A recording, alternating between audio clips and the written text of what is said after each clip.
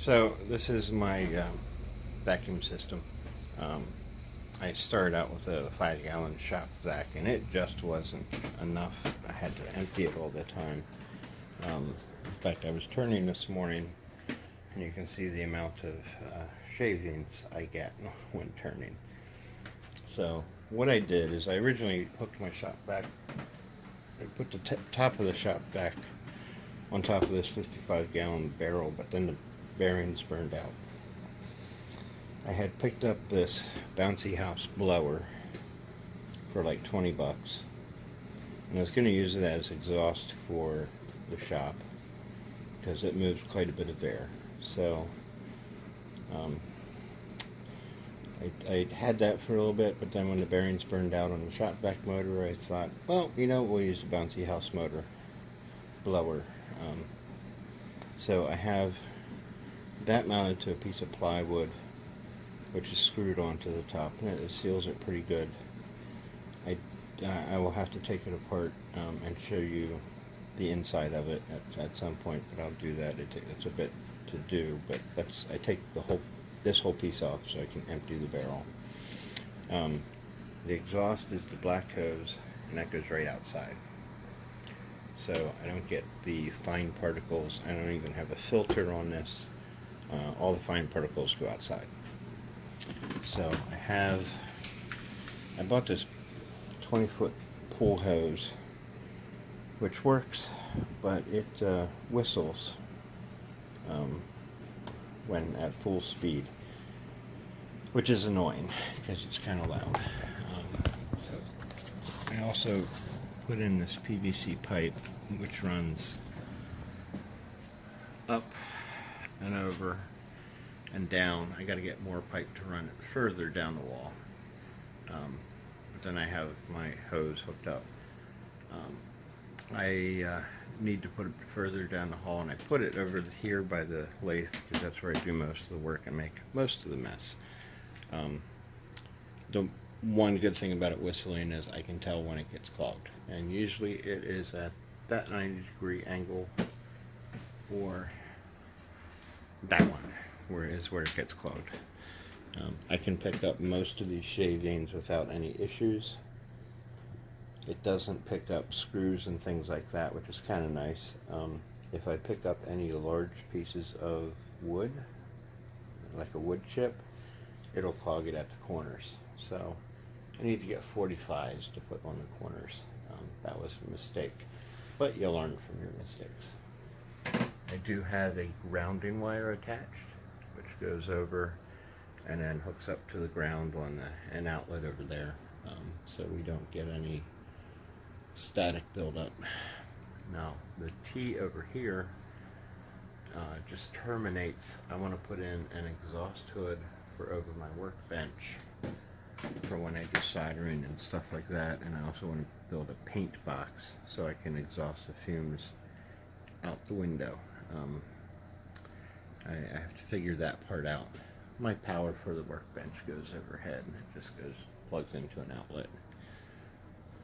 So the wire that runs from the motor across the floor, and I know that's a pain in the butt, but it hooks up to my control box here, which is the power supply from the treadmill, and my box here, which has a Arduino type microcontroller, and it allows me to vary the speed of both the treadmill and the shop vac. I would prefer to have one built on the I should stop calling it the shop vac. I'd like to build one dedicated to the vacuum, but all my boards are burned out except for this one, so I'm probably have to buy some boards at some point. I also made this so I can pull the control box off and attach it to my bandsaw. That's another project I'm working on, and that's the motor that's going to get mounted to the bandsaw. It's a 2.65 horsepower. 1.5 continuous duty. So I should be able to do some nice cutting with that. I can also take it on the low speed. That's a 144-inch band. I have to do some modifications. I want to be able to drop the table and also put a roller rack down towards the bottom of the right above this, so I can actually get large pieces of wood and rip cut them on rollers, so I can just push them through. This works really well. I've cut up to 26-inch, I think, pieces of wood. The roller bearings and the thrust bearing right there can lower and raise. I can actually do a larger belt if I wanted to. If I make the table move up and down, I could get a smaller belt as well, or bandsaw blade as well. This is actually part treadmill frame and part Craftsman bandsaw. I was having fun with it.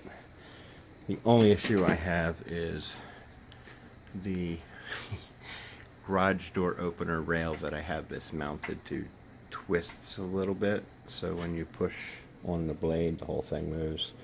I need to strengthen that up somehow. This was a rig I built when I was trying to weld bandsaw blades together. I was doing it and actually braze them together. A friend of mine gave me a whole bunch of really long bandsaw blades, and I was able to reuse those. And you can do that joint. It's a little difficult to do, and I may still do that. I have bought 3 bandsaw blades online, I believe from sawblades.com, and it's pretty decent. So enough of that. Let's go to the vacuum.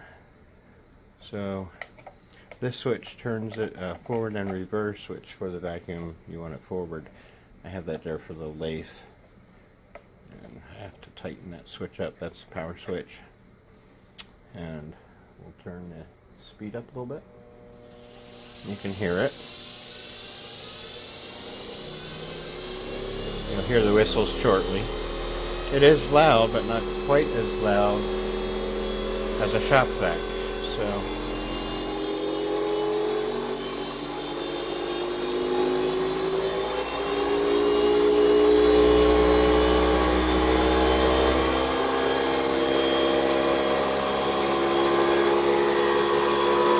whistle. Show you a little bit. So that's not even at full speed. I can start to put anything up.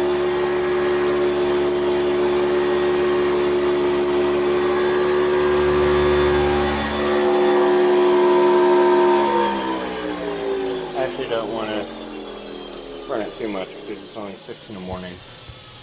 I don't want to wake the neighborhood up. But I will have to take this apart and show you. This motor actually is starting to wear out. It does overheat at full speed, so I can't run it at full speed. And I think part of that is I'm putting a lot of stress on trying to move that blower blade in here. So I do have to be careful when running it, not to run it too fast. Also, the blower blade, again, I'll show you when I take it apart. I had to drill out the center so it would fit on the shaft of this. I don't have the balance wheel on it. So when I drilled it out, of course, it's too big to do in a drill press, so I had to do it with a hand drill, and it's not exactly drilled straight, so I get kind of a little bit of wobble. When that finally does die, I will get another blower, and my plan is, instead of drilling out the center and everything like that, leave the original motor on, put a pulley on the top of it, and a pulley to one of these, and then I can, using the pulleys and the belt, I can actually take less stress off of this depending on how I do the pulley thing. So that's my plan in the future. It does work. This thing, I can fill this up depending on how much I'm turning. I could probably fill it up in a week or two. I will take the shavings and dump them on I have a path going up to a fire pit. I dump them on the path just to keep weeds from growing. I also will dump it in the duck pen if I know I don't have any like metal shavings in, and just spread it out. Gives them something to eat or dig through. I have had a little bit of gap between this and the blower itself, so I sprayed some of this expanding foam in, so that actually sealed it up, and also that dampened some of the vibrations. I do have a little fan on the top which helps cool the motor off. I pulled that off another treadmill motor. They usually don't have that on. So that's what I have, and when I take this apart to empty it, I will take a video of that so you can see. More on that later.